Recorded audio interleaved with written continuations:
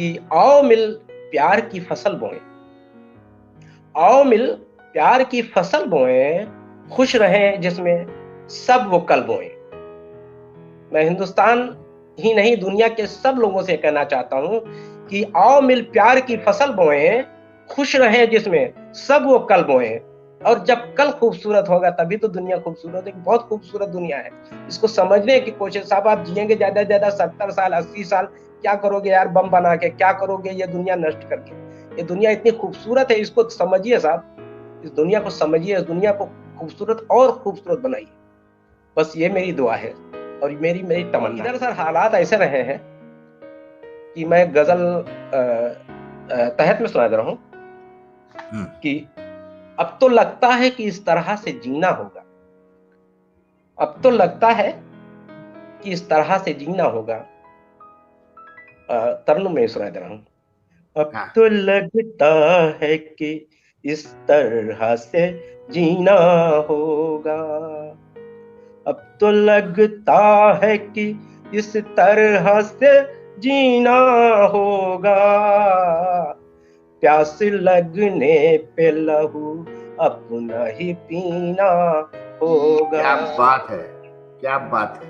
हालात इतने खराब है सर, मैं उन्हीं को मद्देनजर रख के कह रहा हूँ ये बात कि अब तो लगता है कि इस तरह से जीना होगा, प्यास लगने पे लहू अपना ही पीना होगा। अब किसको फुर्सत है कि गम बांट ले गैरों का यहाँ, अपने अशकों को तुम्हें आप ही पीना होगा। और ये दरिंदों का नगर है यहाँ इंसान कहाँ, ये दरिंदों का नगर है यहाँ इंसान कहाँ, जीने वालों को यहाँ जहर भी पीना होगा, जीने वालों को यहाँ जहर भी पीना होगा। दोस्तों, आज हमारे स्टूडियो में बातचीत के मंच पर उपस्थित हैं मोहम्मद मूसा खान अशांत। अशांत इनका तखल्लुस सही शब्द है ना? नमस्कार सर, नमस्कार सभी देखने वालों को, नमस्कार दर्शकों को, और आपको भी मेरा नमस्कार। दोस्तों, मूसा खान अशांत जी के बारे में मैं थोड़ा सा जो जानकारी मेरे पास है वो मैं बता दे रहा हूं, बाकी तो इनसे हम बातचीत करेंगे ही। मूसा खान जी जो हैं दरअसल कविताएं भी लिखते हैं, कहानियां भी लिखते हैं, गजलें भी लिखते हैं और इनके उपन्यास भी आ चुके हैं। और मैं भी बताता हूं कि इनका एक गजल संग्रह है पहली बरसात जी। और उपन्यास इनका है गोदना वाला ढाई आखर और त्रासदी त्रासदी जी। और रेडियो एकांकी है इनका, वो है अधूरे ख्वाब, आधे अधूरे ख्वाब सर, आधे अधूरे ख्वाब। और इनका एक कहानी संग्रह है वह सांवली लड़की, एक काव्य संग्रह है तथा मर गई संवेदना जी। और इनकी जो रचनाएं हैं वो विभिन्न पत्र पत्रिकाओं में हमेशा छपती रहती हैं। जैसे कुछ नाम मैं बताना चाहता हूं यहाँ पर कि दैनिक जागरण, हिंदुस्तान, आज, राष्ट्रीय सहारा, अमर उजाला, हंस, पाखी, सरस, सलिल, काव्य सुमन, काव्य कुसुम, विभोम, स्वर, निकट, रेवान, सापेक्ष। और समय समय में ये रेडियो से 50 मतलब रेडियो पर इनके जो कार्यक्रम प्रसारित होते रहते हैं जी। और मतलब 1984 से ये 50 एकांकियों, कहानियों का पाठ, काव्य पाठ एवं इंटरव्यू निरंतर इनके प्रसारित हुए हैं आकाशवाणी पर और दूरदर्शन पर। 1989 से निरंतर कार्यक्रमों में हमेशा व्यस्त रहते हैं और इनकी अनेक गजलों को देश के प्रसिद्ध गायकों ने संगीतबद्ध किया, और सबसे वो खुशी की बात यह है कि गजलें ये तरन्नुम में भी पेश करते हैं। आज इनसे हम सुनेंगे भी। इनके कई गजलों का अंग्रेजी में भी अनुवाद हुआ है तथा कुछ रचनाओं का पंजाबी में भी अनुवाद हुआ है। इनको जो है मूसा खान अशांत जो है, आपका तखल्लुस अशांत है कि बाराबंकी भी है? अशांत बाराबंकी सर लिखता हूं मैं, अशांत बाराबंकी के नाम से मैं लिख रहा हूं। अच्छा, इनका यह तखल्लुस जो है अशांत बाराबंकी है असल में जी। और इनको महामहिम राज्यपाल द्वारा 1 लाख रुपए का भगवती चरण वर्मा सम्मान 2017-18 में हिंदी गद्य की दीर्घकालिक सेवाओं के लिए मिला है। मैंने सम्मानित किए जाने के अलावा इनको विभिन्न साहित्यिक सम्मानों जैसे अवधि रत्न, साहित्य भूषण, साहित्य मुखोपाध्याय, आचार्य सुंदरम साहित्य रत्न लखनऊ, प्रोफेसर विनोद सामाजिक साहित्यिक सेवा तथा भारत नेपाल की संस्था द्वारा नेपाल में भारत नेपाल संचार श्री सम्मानों के अतिरिक्त भारत के विभिन्न प्रांतों की साहित्यिक संस्थाओं द्वारा भी सम्मान इनको प्राप्त है। कोरोना काल के समय में जो है मैं एक गजल संग्रह, एक नई कविताओं का संग्रह और लगभग 90 कविताएं एवं एक उपन्यास कंप्लीट हो रहा है जिसमें लगे हुए हैं, व्यस्त हैं ये, और जो कि नेट पे लिखा जा रहा है शायद। और बाकी तो इनसे हम बात करेंगे। जो दूसरा कहानी संग्रह है उसका नाम क्या है? सर एक ही कहानी संग्रह एक अभी आया है, कहानी संग्रह एक ही सर आया है। कहानी संग्रह एक ही? अच्छा अच्छा, कहानी संग्रह एक ही प्रकाशित, नमन प्रकाशन, दरियागंज दिल्ली से जी। Okay okay okay. और 2 उपन्यास है, गोदना वाला, ढाई आखर? नहीं सर 3 उपन्यास है, 3 त्रासदी, एक लिखा हुआ है, हो सकता है मैं भूल गया हूँ। 3 उपन्यास है सर। 3 उपन्यास हैं। और अभी आपका जो नेट अभी सर मैं नहीं, अभी सर वो 3 उपन्यास, एक उपन्यास, एक कविता संग्रह और एक गजल संग्रह बिल्कुल कंप्लीट है, और उम्मीद है बहुत जल्दी जो पब्लिश हो जाएगा जी। वेरी गुड, ये अच्छी खुशी की बात है जी जी। अब हम आपसे बात करते हैं। आप बेसिकली बाराबंकी के रहने वाले हैं? जी सर, मैं बाराबंकी का रहने वाला हूँ सर। मैं करीब 8 साल का था, मैं पढ़ रहा था, मेरे पोलियो हो गया था। ओके। और मेरा जो है पूरा बदन खराब हो गया, मेरे दोनों पैर पैरालाइज हो गए। मेरे फादर आर्मी में थे, और उसके बाद मैं तकरीबन 2.5-3 साल लगा मुझे, मतलब मेरे हाथ वगैरह दोनों ऊपर उठते नहीं थे। फिर धीरे धीरे मैं ठीक हुआ। फिर उसके बाद मुझे एक प्राइमरी स्कूल में सर मेरा नाम लिखाया गया। मैं इंग्लिश मीडियम का स्टूडेंट था।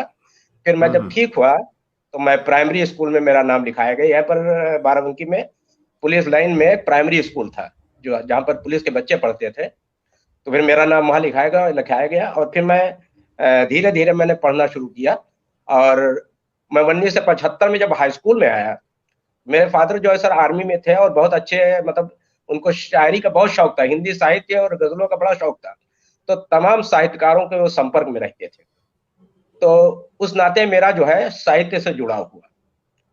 और मैं तकरीबन जो है ये फर्स्ट ईयर में था, 11वीं में, तब मैंने पहली कविता लिखी थी। और उसमें बाराबंकी में एक पत्र निकलता था, यहाँ के विधायक थे कम्युनिस्ट पार्टी के रामचंद्र बख्श सिंह जी, उनका एक पत्र निकलता था जो है बाराबंकी पत्र। तो उसमें मैंने पहली कविता लिखी थी अपनी जिंदगी की, और तब मुझे पता नहीं था कि मैं हिंदी में इतनी अच्छी कविताएं लिखने लगूंगा। ये बताइए थोड़ा सा जरा, मैं जानना भी चाहता हूँ कि जैसे आपने बताया कि आपको बचपन में पोलियो हो गया था। जी सर, जी सर। तो मतलब उसका फिर उसमें इम्प्रूवमेंट हुआ, आप बता रहे थे, आप ठीक हुए। ठीक होने का मतलब हुआ जी। हाँ, उसकी दवा इलाज किया गया सर, तो वो धीरे धीरे ठीक हुआ। फिर मेरा एक पैर सर जो है 90% मतलब बुरी तरह से खराब है, उसमें ज्यादा से ज्यादा मेरे हिसाब से 20% जान होगी। और मैं बैसाखियां लगा के चलता हूँ, और मैं 80 में नौकरी में आ गया, ग्राम विकास विभाग की नौकरी में सर आ गया। और फिर मेरा जो है बैसाखी लगा के चलता था। और फिर मैं धीरे धीरे जो है, मैं 80 में जब नौकरी के में आ गया तो मैं कार चलाना भी मैंने सीख लिया। तो ये मेरे लिए वाह। बहुत बड़ा बूंद हुआ, मेरे लिए बहुत बड़ा वरदान हुआ कि मैंने कार ड्राइव करना। और लोग कहते थे कि तुम मर जाओगे कार चलाने से, वो हो जाएगा। तो मैंने कहा मरना जीना तो एक ही बार होता है यार, ये सब कहा था। और मेरे अंदर एक मतलब ये बहुत वो बात, मेरे अंदर हौसला आज भी बहुत जबरदस्त है। अगर कोई कह दे कि ये काम नहीं सर हो सकता, तो मैं कहता हूँ ये काम हो कैसे नहीं सकता, होगा जरूर होगा। बस ये, इसने मुझे सब कुछ सिखा दिया, जीने का अंदाज और सब कुछ सिखाया इसने। वाह। तो आपकी कहानी काफी प्रेरणादायक है। और दूसरी बात यह है कि मैं एक सेंटेंस में कहना चाहता हूं कि आपकी कहानी कुछ मेरे से मिलती जुलती भी है। चलिए थैंक यू आगे सर, बात थैंक यू, करते हैं। Thank you sir. और इसका अ, एक, जी सर, एक बात जो है, हाँ मैं जब कार चलाना, जब मैं कार चला के ऑफिस में जाता था, तो मेरे हाँ हाँ। अधिकारी, चाहे वो कलेक्टर हो, चाहे सीडीओ हो, या मेरे डीडीओ साहब हो, या प्रोविजन डायरेक्टर हो, तो मेरे सीडीओ जो आईएएस मेरे साथ दो काम करते थे, वो देख के भी इतना खुश होते थे। और पहले तो हैरानी महसूस करते थे कि इतना खुश होते थे कि मतलब मैं क्या बताऊं सर। सब लोग जो है बहुत खुश होते थे, कहते कि तुम वाह मूसा, तुमसे जो है इंस्पायर होना चाहिए। तो मुझे सर अंदर से बड़ा जोश मिलता, तो खुशी मिलती थी। और ये सब मेरे फादर जो है, मेरी माँ तो पढ़ी लिखी नहीं थी, थोड़ा सा उर्दू जानती थी, तो मेरे फादर बहुत इंस्पायर करते थे लिटरेचर की तरफ। तो ये सब मैंने उन्हीं से सीखा। थैंक यू सर, आगे बोलिए। तो ये मतलब जैसे आपने बताया कि आपका जो जी लेखन काम शुरू हुआ, जैसे वो अपने फादर से जी आपने प्रेरणा ली जी और सर। फादर से आपने सीखा। जी तो जी पहले आपने कविता लिखना शुरू किया जैसा आपने बताया अभी आपने, फिर जी। कविता लिखने के साथ साथ कहानियां और उपन्यास भी लिखने लगे आप। नहीं सर, ऐसा था कि पहले तो मैं मतलब थोड़ा सा गजलों को लिखने के लिए, मतलब आप समझ लीजिए उसको उल्टा सीधा, मैंने सन 75 से कविताएं लिखना शुरू किया। उसके बाद धीरे धीरे जो है उसमें जो है, वो कहते थे इसको थोड़ा सा अगर ऐसे कर लो तो ज्यादा अच्छा हो जाएगा। फिर मैं जब सन 80 में नौकरी में सर आया, तो मुझे एक हिंदी साहित्य के बहुत अच्छे साहित्यकार मिले, ठाकुर कल्पनाथ सिंह जी। तो उनके मिलने के बाद उन्होंने मुझे सन 84 में एक बार जा रहे थे रेडियो स्टेशन, उनसे उन्होंने मुझसे कहा कि मूसा जो है, तो रेडियो स्टेशन चलोगे? हम्म। तो हमने कहा हम कभी देखा है? हमने कहा नहीं, हमने तो कभी नहीं देखा रेडियो स्टेशन। और मेरी उस समय सन 80 से मेरी कविताएं, 82 से मेरी कविताएं जो है बड़े पेपरों में छपने लगी थी। और 83 84 में स्वतंत्र भारत वगैरह में लखनऊ से निकलता, उसमें कविताएं मेरी गजलें छपने लगी थी। तो मुझसे कहा चलोगे वहां? तो मैंने कहा हाँ चलते हैं। तो मैं मेरी पहली बार वहां पे एंट्री पर, तो वहां पर जो है जयदेव शर्मा कमल जी एक ड्रामा डायरेक्टर थे। तो उन्होंने कल्पना सिंह जी से पूछा कि ये लड़का कौन सा है? तो उन्होंने कहा भाई ये लड़का बहुत अच्छा गजलें लिखता है, बहुत अच्छा लिखता है। तो उन्होंने पूछा बेटा तुम रेडियो नाटक क्यों नहीं लिखते हो? तो मैंने कहा कि कभी लिखा नहीं। तो बोला कि तुम कितना पढ़े हो? तो मैंने बताया सर मैंने एमए इंग्लिश से किया है। तो कहने कभी रेडियो के नाटक तुमने सुने हैं? हमने कहा हाँ सुना है। कहने तुम लिख सकते हो, जैसे कभी राम कुमार वर्मा को पढ़ा है? तो मैंने कहा हाँ पढ़ा है। तो कहने बस वैसे लिख सकते हो। तो हमने कहा कभी लिखा नहीं, कि लिख की कोशिश करो। बस सर मैं, उन्होंने उसी समय वहीं पर शंकर सुल्तानपुरी जी भी बैठे हुए थे, अब मुद्रा राक्षस जी भी बैठे हुए थे। तो उन्होंने कहा बेटा तुम नाटक लिखो, लिख सकते हो। तो उन्होंने मुझे बहुत इंस्पायर किया। और मैं आके उसके बाद मैं जब घर आया, तो कल्पना सिंह जी से पूछा, कहने कि जाओ लिखो। और उसके बाद फिर मैंने लिखा, और नाटक जब भेजा, तो रेडियो पर समझ लीजिए सर, वो जो है जयदेव शर्मा कमल जी इतना खुश हुए, कहने बहुत अच्छा तुमने नाटक लिखा। बस वहीं से मेरी शुरुआत होगी रेडियो नाटकों के लिखने की। जी सर। तो रेडियो नाटक आपने, एक तो संग्रह आपका आ चुका है, इसके अलावा भी जी जी आपने काफी लिखे हैं। जी जी जी जी, मेरे करीब जो है 45 नाटक हो गए, लिखे होंगे मैंने, 40 45 नाटक लिखे होंगे सर। अच्छा अच्छा। जी जी। तो उस और पर फिर उसके बाद आप, कहानियां भी मैंने लिखी। जी जी हाँ जी जैसे जी सर। एक जो रेडियो के लिए नाटक आपने लिखे, जी तो सर। मतलब जरा मैं जानना चाहता हूँ कि बाकी आपके जो परिचित थे, जो आपके परिवार के लोग थे, जो आपके जी दोस्त थे जी और सर। जो दर्शक थे, उनकी क्या प्रतिक्रिया रही उन नाटकों को तो लेकर के, या और आकाशवाणी के अधिकारियों की क्या प्रतिक्रिया रही? सर वो अच्छी प्रतिक्रिया ना होती तो मुझे मुझे मुझे मौका ही ना देते। क्योंकि मेरे तमाम नाटक मेरे ब्रॉडकास्ट हुए, उसके बाद उन्होंने कहानियां मेरी ब्रॉडकास्ट की, मेरी कविताओं को उन्होंने काव पाठ का मौका दिया। तो इसके मतलब सर मुझे काफी मतलब इन लोगों ने अगर अच्छा ना लगा होता, तो मेरे नाटकों को क्यों लगाया जाता सर? और मेरे दोस्त वगैरह भी लोगों ने पसंद करते थे। मेरे हवा महल में जो ब्रॉडकास्ट होते थे, दोस्तों का जो है पत्र आते थे कि आज आज तुम्हारा हवा महल में आया, बहुत अच्छा लगा। तो उस समय लेटर आते थे। इत्तेफाक की बात, घर चेंज हुआ तो कई लेटर, काफी लेटर खो गए। तो जिंदगी के सफर में करीब 40 साल का सफर रहा, तो उसमें मिसेंट हुए लेटर्स, तो ये अच्छा सा लगा। अगर मौका ना अच्छा ना लिखा होता तो लोग पसंद ना करते सर। नहीं चलिए, ये तो बढ़िया बात है। मैं जानता था कि वो जब पसंद, जब अच्छा लगा होगा तभी तो उन्होंने आपका प्रसारित भी किया जी जी है। तो आप जी खाली जी। लिखते थे कि उसमें आपने अपनी आवाज नहीं नहीं, वगैरह भी दी? अब नहीं नहीं नहीं नहीं नहीं, मैंने आवाज नहीं दी। मैं सिर्फ एज ए राइटर हूँ जी। अच्छा अच्छा। जी जी आपने जिक्र किया दूरदर्शन पर भी आपके रचनाएं प्रसारित हुई हैं। जी जी। तो दूरदर्शन पे मेरे मेरे काव पाठ हुए हैं। मेरा अच्छा जो है लाइव, जो मेरा इंटरव्यू हुए हैं कई, काफी मेरे काव पाठ हुए हैं जी। जी अच्छा, एक एक सवाल है, मैं जानना चाहता हूं कि जी ये तो ठीक है कि मतलब कविता आपने लिखना शुरू किया, उसके बाद से जी जी आपने साहित्य में कदम रखा और उसके बाद से आप मतलब काफी सक्रिय हो गए साहित्य को लेकर के। जी सर जी।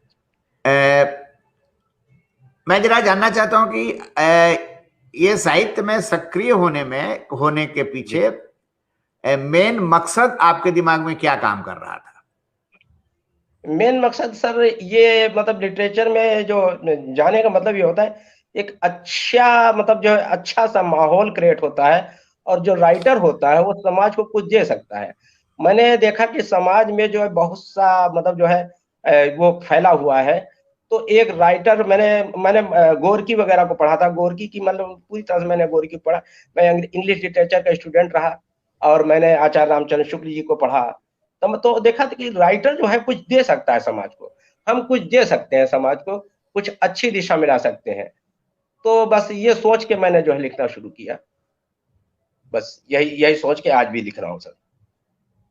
अच्छा, तो जैसे एक तो आकाशवाणी की बात हो गई, लेकिन जो साहित्य में आपको जो प्रतिक्रियाएं मिली आपके जी एक, जी। मतलब अखबारों साहित्य, अखबारों में सब छपा, अखबारों में छपा, अखबारों में छपा, हाँ, मैगजीनों में छपा। ये तमाम सी मैगजीनों में, हंस वगैरह में छपा, रेवांत में, पाखी में, तमाम जो सड़क पे बिकती थी, फुटपाथ पे पत्रिकाएं, सरस सलील वगैरह है, या पाकीज़ा आंचल, महकता आंचल, इन पे, इनमें छपा। लोग मिलते थे, कहते यार मूसा भाई बहुत अच्छा आप लिखते हैं, क्या खूबसूरत गजलें लिखते हैं, कहानियां कितनी अच्छी आप लिखते हैं। तो सर खुशी होती थी। और फिर इत्तेफाक की बात, पैसा भी सर मिलने लगा।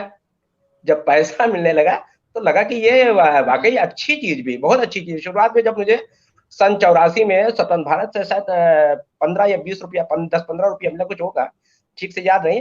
और तो बहुत अच्छा लगा। वो रुपया सर इतना कीमती था कि मैं बता नहीं सकता हूँ। वो लगता था कि मतलब अब क्या बताऊं, कभी सोचा भी नहीं था, वरना वो लिफाफे आज बड़े ही संजो के रखे होते।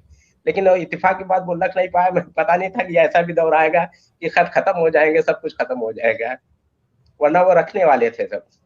नहीं और इसी रात, पैसा तो आपको आकाशवाणी से भी मिलने लगा होगा, वो जी जी आकाशवाणी जी तो अच्छा दे रही जी जी, आकाशवाणी ने बहुत जी, आकाशवाणी से बहुत पैसा मिला जी। आकाशवाणी और दूरदर्शन ने भी पैसा दिया, आकाशवाणी ने पैसा दिया। और और दूरदर्शन पे मुझे जो है कुमुद नागर चचा ने बहुत ही मतलब रिस्पांस दिया। कुमुद नागर जी यहाँ थे, तो उन्होंने बहुत मुझे रिस्पांस दिया, बहुत अच्छा वो रहा। और दूरदर्शन पे जाने का मौका काफी मिला मुझे, और अभी भी जो बुलाते हैं दूरदर्शन से। है। जी मंच वगैरह पर भी जाते हैं आप, जी, मंच पे मुशायरे जाता वगैरह में? हूँ, मुशायरों में जाता हूँ, लेकिन सर स्टेज पे थोड़ा चढ़ने में दिक्कत होती है मुझे, तो इसलिए थोड़ा सा मैं अवॉइड भी करता हूँ। और कभी कभी जब जाता हूँ, जो इंसिस्ट करते हैं काफी लोग मेरे जो शायद दोस्त हैं, और या संचालक वगैरह बुलाते हैं, तो मैं जाता हूँ। लेकिन नीचे से खड़े होकर स्टेज पर मैं पढ़ता हूँ, स्टेज पे चढ़ने में दिक्कत होती है। और कभी कभी जो है, जैसे हमारे जिलाधिकारी महोदय या हमारे सीडीओ साहब निर्णायक बना देते हैं कार्यक्रमों का, नृत्य कार्यक्रमों का, तो उसमें भी जाता हूँ। तो इस तरीके से मैं युवा महोत्सव वगैरह का निर्णायक भी रहा हूँ। बाराबंकी के युवा महोत्सव जो हुए उनका निर्णायक रहा हूँ जी। हम्म। जी अच्छा, ये बताइए कि जरा थोड़ा मैं जानना चाहता हूँ, ये जो आपका उपन्यास है गोदना वाला, तो ये जी जी सर। गोदना जो गोदा जाता है उस पर जी जी, उस, बिल्कुल बिल्कुल सही करते हैं सर। एक बार मैं ऑफिस में, मैं जिला पंचायत राज अधिकारी कार्यालय में जो है हेड क्लर्क था। तो इत्तेफाक के बाद बगल में एक शायर मेरे बैठते थे, अजीज बाराबंकी साहब। तो उनके पास एक आदमी आया करता था, तो वो हाथ पे गोदना वोदना करता ना था, वो देखता था। और सर उससे मैं बड़ा इंस्पायर हुआ। तो उसके बाद मैंने जो है उसको मैंने बेस बना के और एक कहानी लिखी। और उस कहानी में जो मैंने ये गोदना वाला कहानी में दिखा कि मतलब जो है प्यार जो होता है, प्यार इमॉर्टल होता है, ये नश्वर होता है, और कोई कहीं भी किसी से हो सकता है। और इसमें ना तो उम्र की सीमा होती है, ना गरीबी होती है, ना अमीरी होती है। और मेरी कहानियों का और नाटकों का जो मेन थीम होती है वो प्यार ही होता है। क्योंकि ये जो प्यार जो है, यही दुनिया में सब कुछ कर सकता है, ये नफरत को खत्म कर सकता है। और नफरत खत्म हो गई तो दुनिया स्वर्ग अपने आप बन जाएगी। और यही गोदनावाला की थीम है, यही ढाई आखर की थीम है। क्योंकि सबसे बड़ी आज के हालात में भी जो है, सिर्फ दुनिया के कोई भी मुल्क हो सर, नफरत बहुत ज्यादा बोई जा रही है। और अगर प्यार बो दिया जाए तो समझ लीजिए कोई हथियार की किसी की जरूरत नहीं है। कहीं सब पीस ही पीस रहेगा, चारों तरफ पीस रहेगी। बस मेरी सारा साहित्य इसी पे है पीस। तो प्यार पर आपने इतना लिखा है तो एक जी एक सवाल मेरे दिमाग में अचानक ही आ जी गया। जी जी प्यार के दौर से गुजरे हैं आप? जी जी बिल्कुल गुजरा हूँ। ऐसा कोई आदमी गुजरा ही ना होगा सर, जो मेरे हिसाब से वो बड़ा बदनसीब आदमी होगा जिसे जिंदगी में प्यार ना मिला होगा। इत्तेफाक की बात जो है सर, मेरी वाइफ में मुझे शादी हुई मेरी 1983 में। और ये बहुत अच्छी मेरी पत्नी मिली और बहुत सुंदर। लोग सोचते होंगे ये आदमी विकलांग है तो इसको जो है मतलब। और इत्तेफाक की बात सर, अब मैं क्या बताऊं, कभी आपसे मुलाकात होगी तो मेरी वाइफ बहुत अच्छी मुझको मिली। और मेरे दोस्त भी है, और मेरे कॉलेज में मेरे बहुत सी लड़कियां दोस्त थी और मुझे बहुत चाहती थी सब लड़कियां। मेरे बहुत अच्छे अच्छे दोस्त आज भी मेरी मित्र हैं, तमाम महिला मित्र हैं। और मतलब बहुत अच्छा सर, मतलब मेरी मेरी जिंदगी में कहीं भी दुख नहीं रहा। बस दुख एक ही ईश्वर ने दिया। मेरे 3 बेटे हैं सर। मैंने ये सवाल इसलिए पूछा कि वो एक जी गाना है ना कि जी जी जाने वो कैसे लोग थे जिनको प्यार से प्यार मिला, मैंने तो जी जब, जी है ना, सुना आपने ये गाना? जी जी जी जी जी जी जी हाँ, तो जी। खुशियां मांगी मुझे सर कांटों प्यार, का हार मिला, है नहीं ना? नहीं मुझे कांटों का हार है, मुझे प्यार मिला सर। नहीं, ये तो जरा मतलब हमने कहा कि जी आप जो जी गंभीर बातें कर रहे हैं तो थोड़ा सा हमारे दोस्तों जी को सबको भी थोड़ा सा नहीं नहीं नहीं, thank you sir, thank you thank you. तो मतलब कहने का मतलब ये है कि आप जो है अपने मतलब कॉलेज के दौरान और अपनी पढ़ाई के दौरान जी और मतलब ये है कि जी जी आप महिलाओं में काफी मतलब जी मेरा पॉपुलर सारा रहे। साहित्य ज्यादातर महिलाओं पर केंद्रित है। जी। तो इसके पीछे कोई कारण है? दरअसल इसके पीछे कारण ये है सर कि मुझे अपनी मम्मी से, अपनी माता जी से और अपने पिताजी से जो जो प्यार मिला, वो आदमी के थे, कड़क आदमी थे थोड़ा, लेकिन माँ से बहुत प्यार मिला। और उसके बाद जब मैं कॉलेज में आया तो मेरी जो मतलब जो जो साथ में मैं को एजुकेशन में था, तो मेरे मतलब जो है लड़कों से ज्यादा जो है मेरे दोस्त लड़कियां थी। वो मुझको जो कभी कोई समोसा ला के खिलाता था, कोई कुछ ला के खिलाता था, कहते मूसा मूसा यार गजल सुनाओ, यार कोई कोई गीत बढ़िया सा सुनाओ। तो फिर बहुत से अच्छे अच्छे दोस्त, और इस नाते मुझे कभी मतलब जो है, और आज भी मेरे साथ ये है। और उसके बाद मेरी पत्नी बहुत अच्छी मिली, मेरा परिवार बहुत अच्छा मिला, मेरे बच्चे 3 बेटे हैं सर। और एक केमिस्ट्री से एमएससी बीएड है, लेक्चरर है। एक बेटा एमए बीपीएड है, वो भी जूनियर हाई स्कूल में खेल इंस्ट्रक्टर है। और एक बेटा बीटेक 4th ईयर में है। 3 बेटे। हम्म।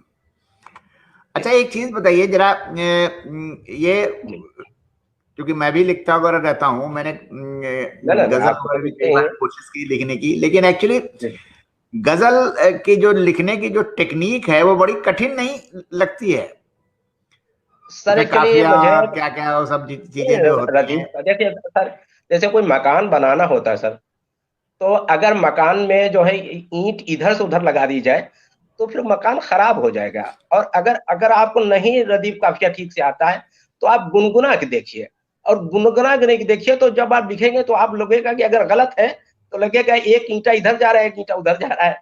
तो मकान खूबसूरत नहीं लगेगा, आपको अपने आप लगेगा कि कहीं ना कहीं गड़बड़ है। और जब आप गुनगुना के देखेंगे तो गजल अपने आप लगेगी कि हम अब सही कह रहे हैं।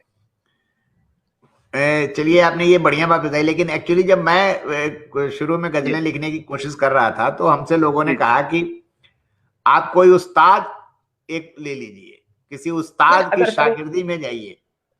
जी जी, तो अगर उस्ताद सर मिल जाता तो बहुत अच्छी बात। मैं उस्ताद की शागिर्दी में गया, लेकिन वहां तो जाके बंटा डारी हो गया। वो तो पता नहीं क्या क्या मतलब सिखाने लगे कि मैं मेरे पल्ले ही नहीं पड़ा कुछ। तो मैंने कहा यार, इससे बढ़िया तो मैं कविताएं लिख लूंगा। तो जी जी गीत जी तो चलो लिख लेते हैं, हालांकि गीत लिखना भी कठिन काम होता है। जी जी जी जी जी लेकिन जी मेरे हिसाब से जहां तक मैं समझता हूँ कि गजल लिखना एक कठिन काम है, और उसको बिना सीखे नहीं लिखा जा सकता। एक तो ये बात है, जी, और जो थोड़ा आप तो कह सर, रहे हैं कि सर जी जी, गुनगुना के थोड़ा तो सीखना पड़ता है सर, थोड़ा हाँ, क्योंकि जरूर जरूर। जी जी, गुनगुनाने में तो ये है कि फिर वो गजल नहीं बन नहीं तो सर, सकती है, बिल्कुल, लेकिन शायद पैमाने पर वो सही नहीं गजल नहीं, आएगी। वो गजल नहीं होती है। जी जी जी, वो गजल, उसमें अगर मीटर सही नहीं है तो फिर सब गजल ठीक नहीं होती है, वो फिर मजाक बन जाती है। जी अच्छा, एक चीज और जरा मैं जानना चाहता हूँ कि गजल जो होती है उसका जो मयार, उसका दायरा जो होता है वो जी अमूमन अमूमन क्या है जी कि वो इश्क, माशूका और इन सारी चीजों में होता है। कुछ सूफी लोग भी हैं, वो भी जी, लिखते हैं, लेकिन ये है कि जनरली जो होता है उसका यही होता है कि उसमें इश्क, माशूका देखिए और गजल का सर, क्षमा और गजल का सर मतलब ही यह है कि महबूबा से बातें करना, गजल का मतलब ही यही है। लेकिन गजल जो है अब नए अंदाज में अपना जो है वो तोड़ रही है। आज आज गजल जो है नए अंदाज में लिखी जा रही है, और हमारे हिसाब से जो है काफी चेंज हुआ है गजलों में। और मैं भी जो है महबूब के अलावा भी गजलें लिखता हूँ, तो गजलों में बदलाव आया है। और हिंदी गजल ने तो बहुत चेंज किया है, हिंदी गजल में तो बहुत ज्यादा, दुष्यंत जी के बाद काफी लोग आ रहे हैं, बहुत अच्छा काम हो रहा है।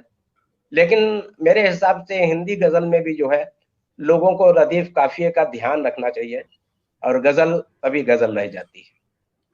नहीं, दुष्यंत का नाम आपने लिया तो दुष्यंत, मैं देख रहा हूँ आजकल भी लोग गजलें लिख रहे हैं, लेकिन जी वो बात नहीं बन पाती आम तौर पर। जी एक जी आध जी लोग जी, तो बिल्कुल ठीक ठाक बिल्कुल लिख बिल्कुल, रहे हैं, बेशक, बेशक लेकिन वो गजल में सर। दुष्यंत जी में बात कुछ और थी। जी जी, बेशक बेशक, कोई दो राय नहीं। है ना, मैंने ये जी दुष्यंत के जी जी, नहीं नहीं, एक एक शेर में इतनी गहराई हुआ करती जी जी थी। जी जी जी जी, बेशक बेशक यहाँ बेशक बेशक। दरख्तों के साए में धूप लगती जी है, चलो कहीं और, यहाँ से जी उम्र जी भर के लिए। अब बताइए कि ये इसका जी कितना बड़ा अर्थ है इसका। जी जी जी, मैं तो जिसे ओढ़ता बिछाता हूँ वो गजल आपको सुनाता हूँ, हाँ गजल हाँ, तो दुल्हन जी की। जी और फिर अदम गोंडवी साहब को मैंने सुना, उन्होंने जी भी जी, गजल बिल्कुल खुद साहब। एकदम, उन्होंने जैसे जो लिखते थे वो कि जी आओ जी, तुम्हें ले चलता हूँ कि काजू भुनी प्लेट में विस्की गिलास में उतरा है रामराज विधायक निवास में। जी जी, हाँ। क्या तो आदम साहब तो आदम ही थे। जी जी हाँ हाँ, तो आपकी गजल अभी सुनेंगे, और ये अच्छी जी जी बात है जी बिल्कुल, क्योंकि देखिए मैं इस बात को मानता हूं कि जी जैसे आपने कहा कि प्रेम एक नैसर्गिक चीज है, और प्रेम जो है वो एक जी मतलब वो एक मेन चीज है। दुनिया चल भी रही है तो वो प्रेम की वजह से ही चल रही है, हालांकि कोशिश तो जी लोग कर रहे हैं नफरत के बीज बोने की। जी जी जी। तो प्रेम पर अभी इधर सर ये जो कम मैं, भी लिखा जा रहा है। इधर सर मैं जो नया मेरा नावल है, तो मैं ये जो कबीलाई नट होते हैं ना, अच्छा। ये जो नट वगैरह करतब वगैरह दिखाते हैं ना सर, तो हाँ हाँ इनके ऊपर मैं सर लिख रहा हूँ। इनके ऊपर मैं नटों पे लिख रहा हूँ। अभी उसका मैंने कोई नाम नहीं दिया है। तो मैं थोड़ा सा नटों की जिंदगी के बारे में थोड़ा सा मैं स्टडी कर रहा हूँ, और तो तकरीबन हो गया है वो उपन्यास कंप्लीट। लेकिन कुछ बातें जो हैं जैसे नहीं मालूम है, उनके बारे में एक दो बार जानना पड़ेगा। मेरे यहाँ बाराबंकी में रहते हैं, एक है शहर के आगे थोड़ा एक गांव है, तो वहां पर ये कोरोना की वजह से ये हिम्मत नहीं पड़ती है जाने की, क्योंकि 120 दिन कमरे के अंदर तकरीबन बंद रहा। तो जब बाद में निकला तो कार के शीशे से चढ़ा के निकला, किसी से मिलते हुए डर लगता है अभी कि पता नहीं भाई मेरे ही अंदर हो मैं किसी को दे दूं, या उससे हो तो मैं ले आऊं अपने घर ले आऊं। तो इस वजह से थोड़ा जो है बाहर निकलने में थोड़ा सा डर लगता है। लेकिन फिर भी हमको उम्मीद है जल्दी ही ये ठीक हो जाएंगे हालात।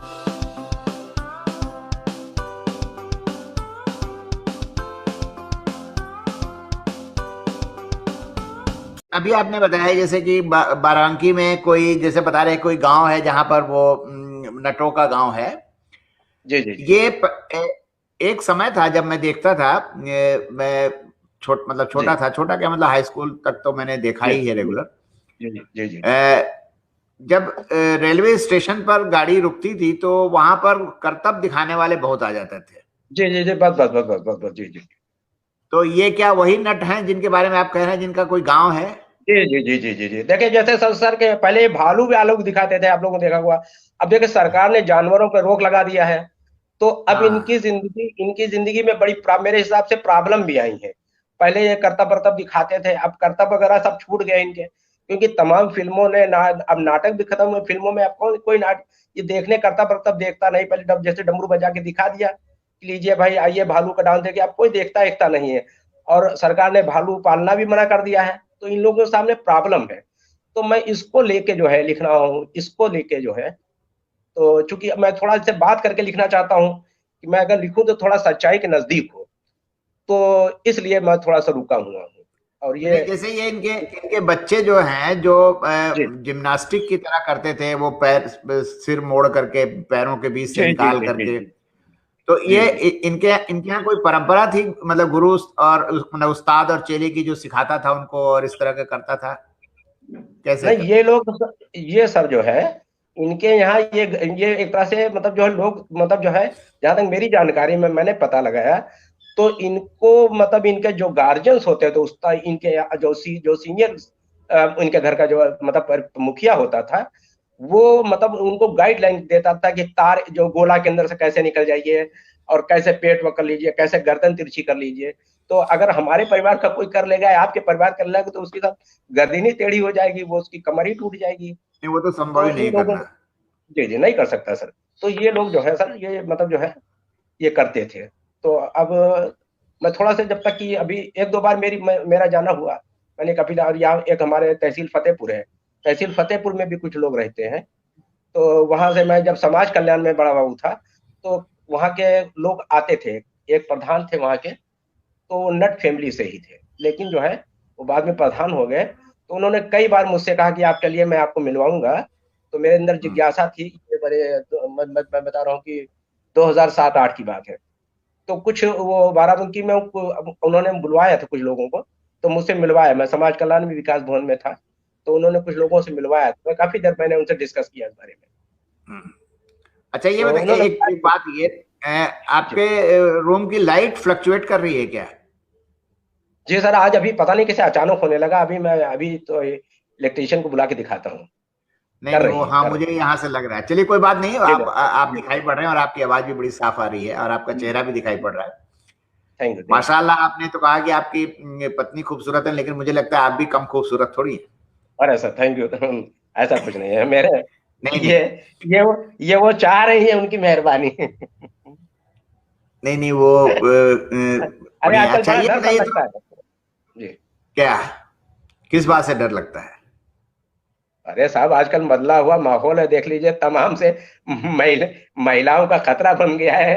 कुछ बोलने से डर लगता है कि पता चले जो है आप जो है क्या हो जाए आपके साथ, तो और कहाँ बचा हुआ कुछ। नहीं, वो जी खबरों पर मत जाइए, खबरें तो आती ही रहती हैं। दरअसल समस्या तो महिलाओं के साथ है, पुरुषों के साथ कहाँ समस्या है आजकल। क्योंकि जी माहौल ऐसा बना दिया है लोगों ने कि महिलाओं का तो आजकल सुरक्षित निकलना, सुरक्षित रहना मुश्किल सा होता जा रहा है। लेकिन ऐसा, लेकिन तो ये मुझे हम तो लोग कहीं बात पर कर रहे ऐसे, थे, जी सर जी सर। हम लोग जो बात कर रहे थे, ये जो नटों के समाज की बात कर रहे थे, ये बड़ा इंटरेस्टिंग है, मुझे भी बड़ा इंटरेस्टिंग सा है। तो आपका उपन्यास अगर ये आ जाता है तो उसको मैं जरूर पढ़ूंगा। तो ये लोग अब नौकरी पेशे में जाने लगे होंगे, अब ये कुछ और व्यापार कर रहे होंगे, या रोजी रोटी इनकी कैसे ये चलती है? पहले तो ये लोग, ये दूसरे काम सर करने लगे हैं कुछ, मतलब जैसे कोई मतलब जो है कोई कोई कोई मतलब जो है, मतलब जो है कुछ खेती की तरफ भाग रहे हैं, बटाई की खेती लेते हैं। कुछ मतलब जो है बर्तन बेचने का काम कर रहे हैं, प्लास्टिक का सामान बेचते हैं, कोई कुछ मतलब इस तरकीब से कोई कोई इस शहर में जाके दूसरा काम करने लगा है, कबाड़ी काम करने लगा, तो ये सब लोगों का बिखर रहा है ताना बाना। हम्म, हम्म। हाँ, अब तो इसमें तो जैसे नट जो इनके करतब हैं वो उनमें तो महिलाएं भी शामिल होती थी, जो पहले रस्सी जी पर जी चलती जी थी और जी वो जी जी बांस लेकर के, और वो हाँ हालांकि अब तो ये धीरे धीरे खत्म होता जा रहा है, जी लेकिन जी वो बड़ा जोखिम का काम था, जी जी जी जी।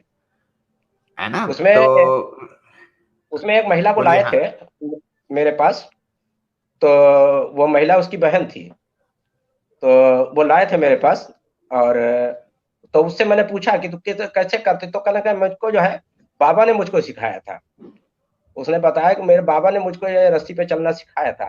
तो हमने कहा तुम कैसे बैलेंस बनाती हो, तो बोला कि जब मैं डंडा पकड़ के ऐसे ऐसे करती हूँ तो उससे मेरा बैलेंस बनता है। तो ये सर आप लोग नहीं कर सकते, कोई नहीं कर सकता है जब तक बिना प्रैक्टिस के। तो हम लोग प्रैक्टिस करते हैं, इसकी कंटिन्यू प्रैक्टिस करते हैं। तो कंटिन्यू तो अपने मुंह से कह रहे हैं, वो मतलब उसका कहना था कि मैं लगातार इसे कोशिश करती हूँ, काफी दिन हाँ, अभ्यास मतलब करती उनकी हूँ। उनकी रोजी रोटी जी से जुड़ा हुआ था, तो वो जी मेहनत तो जी करते ही होंगे इसमें। जी जी जी जी अच्छा। तो अब आप ये बताइए कि अभी कोरोना काल में जो आपने लिखा है, जी जी कोरोना काल में आपने लिखा है और आपकी किताबें आने वाली हैं, जी जी तो उसमें एक तो उपन्यास ये हो गया, है ना? जी जी जी जी एक गजल संग्रह आपका आ रहा जी जी जी जी जी है ना? और जी एक कविताओं का संग्रह जो है वो, उसमें आपने जी जी 90 कविताएं बता जी जी है जैसे। 90 हाँ, तकरीबन 90 कविताएं होंगी, बढ़ भी सकती हैं, अच्छा, बढ़ सकती हैं, तो घट सकती ये हैं। जो कविताएं आपने लिखी हैं, तो ये भी प्रेम की हैं कि इसमें कोरोना का भी जिक्र वगैरह है? नहीं, इसमें सर सामाजिक कविताएं हैं, ये सामाजिक कविताएं हैं। और प्यार इसमें ज्यादा नहीं है, इधर जो है प्यार कम हुआ है। इधर जो है मतलब कविताओं में प्यार कम हुआ है, अपने आप कम हुआ, मुझे नहीं करना पड़ा है, वो अपने आप ही कम हो गया ये। अच्छा, सामाजिक मतलब विषयों पर आप जी जो है। सामाजिक विषयों पर है। जैसे मैंने कि सर कविता के बारे में मेरी कविता है हाँ, कि कविता कविता लफ्जों की लफाजी नहीं, कविता लफ्जों की लफाजी नहीं, अपित जीवन की सच बयानी है। कविता जब कलम की नोक से कागज की गोद में भागीरथी भगीरथी बन अवतरित होती है, तब होती है क्रांति और होता है महापरिवर्तन। इसलिए कविता से मत करो छेड़छाड़, क्योंकि कविता तो बस कविता है। जाने कब तुम्हारे मुंह पर लगा हुआ यह झूठ का मुखौटा खींच ले और कर दे तुम्हें बेनकाब। इसलिए कविता को जानो और पहचानो, जब तुम और तुम्हारी कविता तुम्हें जान लेगी तो तुम बसंत में खिले हुए पलाश के समान दहकने लगोगे। यही कविता है। वाह, ये कविता अच्छी थी कविता, सर मेरी। बहुत अच्छी कविता। जी तो आपने कविता तो सुनाई दी, तो एक दो कविताएं और सुनाइए, फिर आपकी गजलें सुनते हैं। कविता सुनाओ। तो हाँ, सर मैं गीत आपको सुना रहा हूँ। चलिए गीत सुनाइए, फिर तरन्नुम में गीत में सुनाइएगा। अच्छा, तो गीत तरन्नुम में सुना है कि मैं तरन्नुम में सुना रहा हूँ सर आपको। ठीक बिल्कुल, ठीक मैं ठीक। बस एक आपसे बात सेकंड। करने में बहुत अच्छा लग रहा है, मजा आ रहा है, मतलब मुझे मुझे बड़ा मैंने इंटरेस्टिंग बात आपसे हो रही मुझे भी खुशी हो रही है सर। अच्छा लग रहा है कि आप मुझे जो है, मैं गीत सुना रहा हूँ सर आपको, बहुत है। जी रोमांटिक गीत जी, सुना रहा हूँ। सुनिए। हाँ, बढ़िया है। जी। मैं तुझे लाजवाब कह दूंगा, मैं तुझे लाजवाब कह दूंगा, कोई पूछे गुलाब कह दूंगा। वाह मैं तुझे लाजवाब कह दूंगा, कोई पूछे गुलाब कह दूंगा। तुझमें जो बात है सुभान अल्लाह, तुझमें जो बात है सुभान अल्लाह, हर अदा तेरी है माशा अल्लाह। तुझमें जो बात है सुभान अल्लाह, हर अदा तेरी है माशा अल्लाह।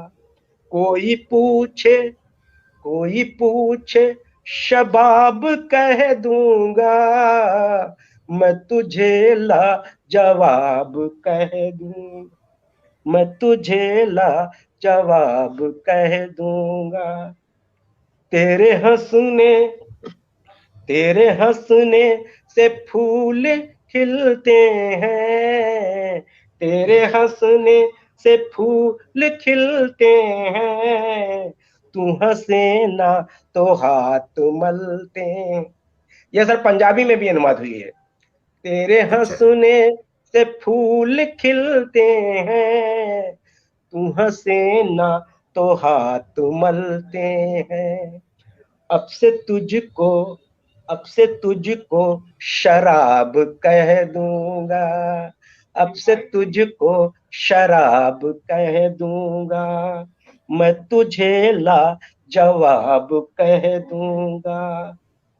और सारी दुनिया में बादशाह तेरी, सारी दुनिया में बादशाह तेरी, अच्छी लगती है मुस्कुराहट तेरी, अच्छी लगती है मुस्कुराहट तेरी। कोई पूछे कोई पूछे तो ख्वाब कह दूंगा, मैं तुझे ला जवाब कह दूंगा। धन्यवाद सर। क्या बात है, क्या बात है। आप में आपकी आपके गीतों पर आपके आपके गीतों और आपके गजलों को देश के बड़े बड़े गायकों ने गाया है, तो जी आप बताएंगे कि किन्होंने किन्होंने गाया है? आप सबसे पहले तो हमारी अभी गजलों को जो है उस्ताद गुलाम अब्बास खान साहब ने गाया है, जो जिनको जो है इनाम दिया है, एपीजे कलाम साहब ने अवार्डेड हैं। उस्ताद गुलाम अब्बास खान बहुत ही फेमस इंडिया का नाम है जी। और कुंवर जगमोहन साहब ने गाया है सर, मुंबई से कुंवर जगमोहन साहब बहुत ही फेमस नाम है गजलों का। गुरमीत मोहन जी ने गाया है, देवाजीत आचार्य ने गाया है, खालिद डार जी ने गाया है, ये वर्जीनिया से इन्होंने गाया है। अच्छा, ये वर्जीनिया से। पाकिस्तान वर्जीनिया से इन्होंने गाया, खालिद डार साहब ने। और भोजपुरी फिल्मों के और गजलों के बहुत ही स्टार सिंगर जो है डॉक्टर चंदन सिंह जी ने गाया है जी।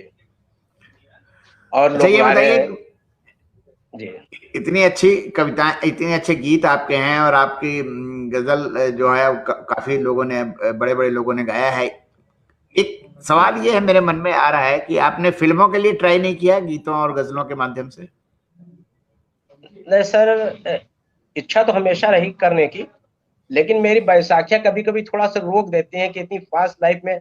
और बच्चे भी मतलब जो है कहते हैं कि पापा जितना कर रहे हो ठीक कर रहे हो, और मतलब जो है, और थोड़ा सा डर भी सब लगता है। अच्छा, एक और भी सब प्रॉब्लम है। जो नौकरी मेरी रही तो ऑफिस की नौकरी रही, तो इसने भी कभी कभी ऐसा करा कि हो सकता है कि नौकरी ना होती तो शायद और कुछ अच्छा करते, और अगर नौकरी ना होती हो सकता कुछ भी ना कर पाता। तो ये भी कुछ रहे, तो अब ईश्वर ने जो दिया वो ठीक दिया। और अभी उम्मीद है कि मैं फिल्मों में जाऊंगा जरूर। अभी मेरे पास उम्र थोड़ा सा है, और मुझे उम्मीद है कि अभी मैं जाऊंगा नहीं छोड़ के आपको। तो मैं अभी उम्मीद है कि मैं करूंगा कुछ ना कुछ हम्म। जी। वो आजकल तो नेट का जमाना है, तो जी कवियों और लेखकों को रजिस्ट्रेशन वहां करा लेना चाहिए। जी और जी अपने अपने अपने जो गीत और गजलें हैं वहां पर अगर आप चाहें तो उसको उसको भी रजिस्टर करा सकते हैं। जी तो ये आप नेट पे खोजिएगा तो आपको पता चल जाएगा, जी जी जी है ना? तो जी वो काफी अच्छा रहता है, और उससे मतलब ये है कि लोगों का ध्यान जी आ जी जाता है। मतलब कोई जरूरी नहीं कि जी फिजिकली तो आप जाएंगे तब जब आपको जी शूटिंग वूटिंग में जब या रिकॉर्डिंग के समय बुलाएंगे तो वहां पर आपकी ठीक। सलाह आप लेने के लिए। वहाँ पे जी बम्बई के बहुत ही जो मशहूर और मारूफ डायरेक्टर और राइटर, स्क्रीन प्ले राइटर्स वगैरह मुझे जानते हैं सर। मीरक मिर्जा साहब है। मीरक मिर्जा साहब बड़े भाई जैसे हैं, उन्होंने मेरी किताबों पे भी लिखा है और बहुत मुझे चाहते हैं। और उन्होंने जो है मिथुन चक्रवर्ती को लेकर काफी फिल्में बनाई हैं। तो वो बहुत अच्छा मुझे जानते हैं, और कई लोग जानते हैं मुझे वहाँ बॉम्बे में। हम्म। लेकिन अब देखे क्या होता है, किस्मत कहाँ ले जाती है। नहीं, चलिए बढ़िया। आप कुछ गजलें सुना दीजिए, एक तो गजल बिना तरन्नुम की सुनाइए और एक तरन्नुम वाली सुनाइए। सर मैं आपको एक्चुअली मैं आपको सोचता था कि मैं 4 बहुत छोटी छोटी सी गजलें सुनाऊंगा हाँ, और सुनाइए बहुत सुनाइए। छोटी गजलें सुनाऊंगा। सबसे पहले तो मैं लोगों को, अपने दर्शकों को और आपके इस मंच के दर्शकों को कहना चाहूंगा, प्रणाम करते हुए मैं एक शेर सुनाना चाहूंगा कि आओ मिल प्यार की फसल बोएं, आओ मिल प्यार की फसल बोएं, खुश रहें जिसमें सब वो कल बोएं। मैं हिंदुस्तान ही नहीं दुनिया के सब लोगों से कहना चाहता हूं कि आओ मिल प्यार की फसल बोएं, खुश रहें जिसमें सब वो कल बोएं। और जब कल खूबसूरत होगा तभी तो दुनिया खूबसूरत है। बहुत खूबसूरत दुनिया है, इसको समझने की कोशिश। साहब आप जिएंगे ज्यादा से ज्यादा 70 साल 80 साल, क्या करोगे यार बम बना के, क्या करोगे ये दुनिया नष्ट करके। ये दुनिया इतनी खूबसूरत है, इसको समझिए साहब, इस दुनिया को समझिए, इस दुनिया को खूबसूरत और खूबसूरत बनाइए। बस ये मेरी दुआ है और मेरी मेरी तमन्ना है। तो इधर सर हालात ऐसे रहे हैं कि मैं गजल तहत में सुना दे रहा हूं कि अब तो लगता है कि इस तरह से जीना होगा, अब तो लगता है कि इस तरह से जीना होगा। तरन्नुम में सुना दे रहा हूं। अब हाँ, तो लगता है कि इस तरह से जीना होगा, अब तो लगता है कि इस तरह से जीना होगा, प्यास लगने पे लहू अपना ही पीना होगा। क्या बात है, क्या बात है। हालात इतने खराब है सर, मैं उन्हीं को मद्देनजर रख के कह रहा हूँ ये बात कि अब तो लगता है कि इस तरह से जीना होगा, प्यास लगने पे लहू अपना ही पीना होगा। अब किसको फुर्सत है कि गम बांट ले गैरों का यहाँ, अपने अशकों को तुम्हें आप ही पीना होगा। और ये दरिंदों का नगर है, यहाँ इंसान कहाँ, ये दरिंदों का नगर है, यहाँ इंसान कहाँ, जीने वालों को यहाँ जहर भी पीना होगा, वाह, जीने वालों को यहाँ जहर भी पीना होगा। और हाथ में सबके हैं खंजर, यहाँ कातिल है सभी, ऐसे माहौल में होठों को भी सीना होगा। हाथ में सबके हैं खंजर, यहाँ कातिल है सभी, ऐसे माहौल में होठों को भी सीना होगा।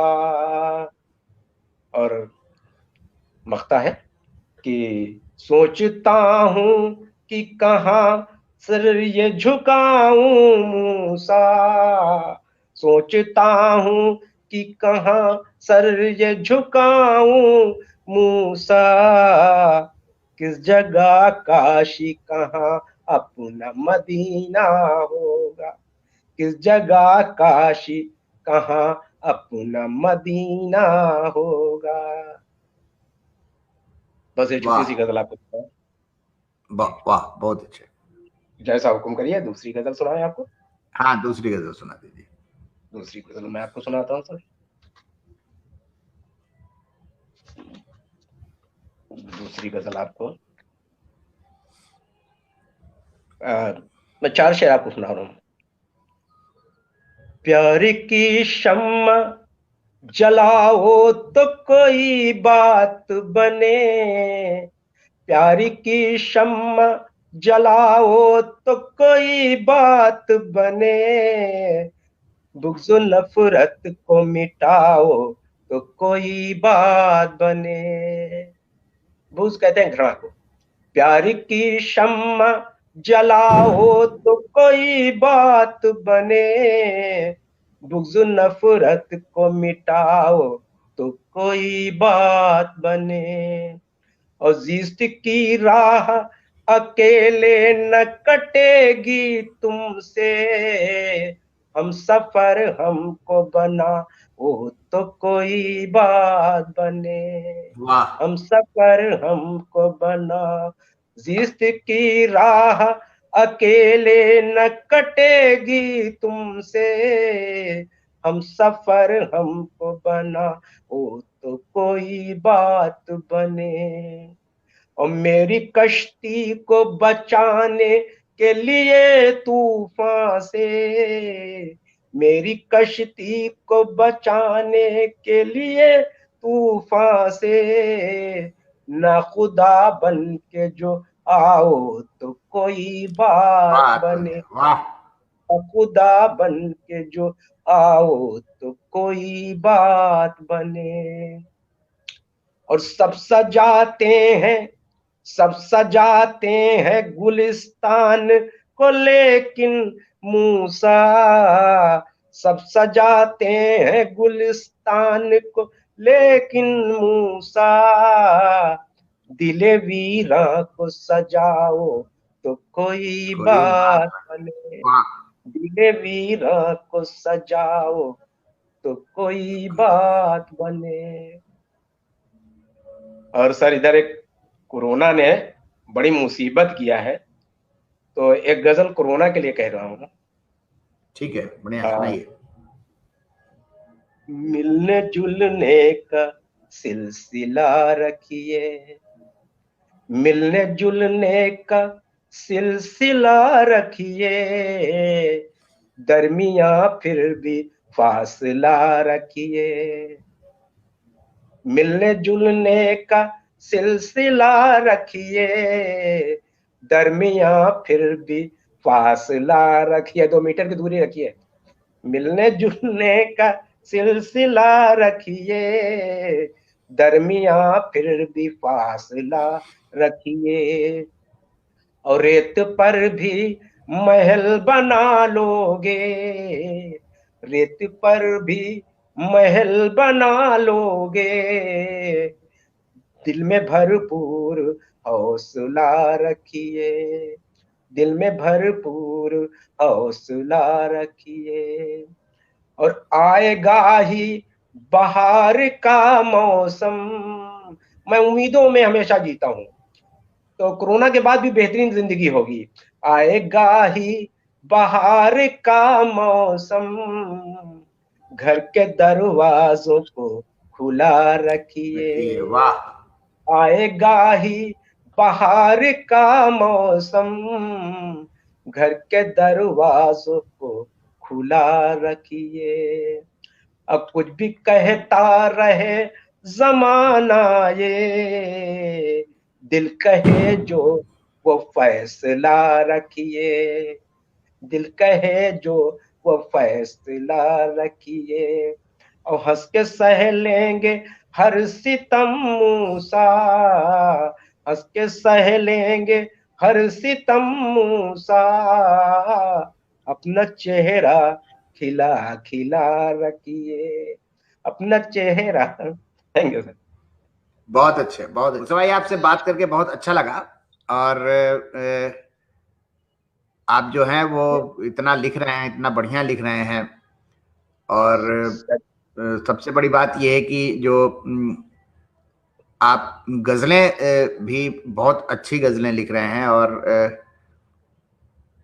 गीत भी सर बहुत मेरा अच्छे लिख रहे सौभाग्य हैं आप। और मेरा लिटरेचर सौभाग्य को है कि आपने अपने मंच से मुझे मौका दिया। और मैं अरविंद सर को सुनता था, प्रायः सुनता था, लेकिन मैं जानता नहीं था अरविंद सर को नजदीक से। आज लग रहा है कि बहुत नजदीक से अपने घर में आमने सामने बैठा मैं अरविंद सर को पहचान रहा हूँ, देख रहा हूँ। और हाँ, लोगों से मेरा परिचय उन्होंने कराया इस मंच के माध्यम से, और दूर तक मैसेज जाएगा इसका। और मुझे कुछ और अच्छे दोस्त मिलेंगे, मुझे कुछ और जरूर अच्छे मिलेंगे, इंसान जरूर, मिलेंगे, जरूर अच्छे इंसान मिलेंगे। मिलेंगे। अच्छे इंसानों की थोड़ा कमी हो गई, और होने चाहिए। बस सिर्फ अच्छे इंसान थोड़े और बढ़ जाएं, दुनिया बड़ी खूबसूरत हो जाएगी। मैं इस मंच के माध्यम से कहूंगा कि नफरत को भाई मत पालो यार, दिल में जो है हिंदू भी वैसे हैं, मुसलमान भी वैसे हैं, सिख भी वैसे हैं, ईसाई भी, सब एक ही जगह से आए हैं, एक ही लोगों की संतान है। प्यार बांटो यार, प्यार मिलेगा। तुमसे कोई अगर नफरत करता है तब भी तुम प्यार करो, देखो तुमको कुछ दिन बाद अपने आप प्यार करने लगेगा। देखो तो, करके देखो तो, निश्चित रूप से प्यार का बदला प्यार मिलेगा।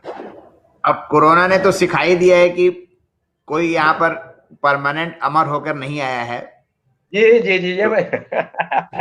तो जब तक जिंदगी है तब तक प्यार बांटते चलो, ये अच्छी बात आपने कही और बहुत अच्छा लगा। जी मूसा भाई, आपका बहुत बहुत धन्यवाद कि आपने हमारी मतलब गुजारिश स्वीकार की और आप जो है आपने समय दिया। मुझे भी बड़ा सुखद लग रहा था, और सभी दर्शकों को और आपको विशेष करके प्रणाम, सभी दर्शकों को प्रणाम मेरा। और बहुत अच्छा लग रहा है, और मैं तो कहूंगा कि आपका ये कार्यक्रम सतत चलता रहे, सतत यूं ही चलता रहे। अच्छा लगा, और बहुत खुशी हो रही है सर, आपसे मिलकर बहुत अच्छा लग रहा है। हाँ, आई एम वेरी हैप्पी। फिर मुलाकात होगी और फिर आपसे सभी को मिलेंगे मेरा और प्रणाम। फिर ठीक। ओके, जी, नमस्कार। हाँ। थैंक यू, नमस्कार, प्रणाम।